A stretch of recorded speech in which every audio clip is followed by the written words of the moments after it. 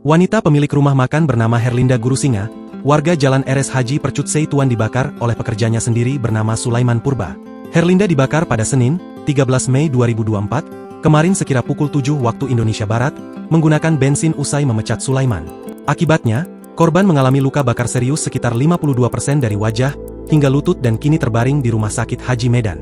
Pantauan di lokasi, hampir seluruh tubuh Herlinda mulai dari wajah dan kaki dibalut kain kasa. Ia nampak terbaring, sesekali dibantu suaminya.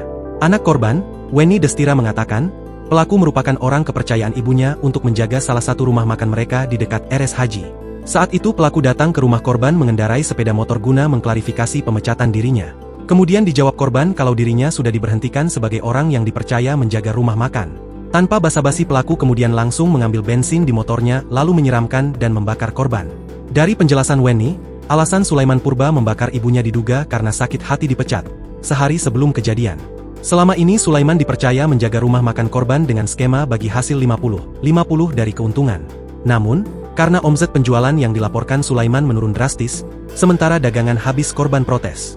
Rupanya pelaku diduga emosi dan sudah merencanakan mencelakai korban. Korban sebelumnya mengenal pelaku sejak tahun 2021 lalu, saat pelaku masih bekerja menjadi kuli bangunan di Gedung Politeknik Pariwisata Negeri Medan. Saat itu pelaku kerap kelaparan, tapi tidak punya uang untuk membayar makanan sehingga kerap mengutang. Singkat cerita, karena proyek pembangunan selesai dan dia tidak mampu membayar utang, ia bantu-bantu jadi tukang mencuci piring di rumah makan korban. Selanjutnya, korban dipercaya menjaga warung makan korban yang baru saja dibuka. Download Tribun X sekarang, menghadirkan lokal menjadi Indonesia.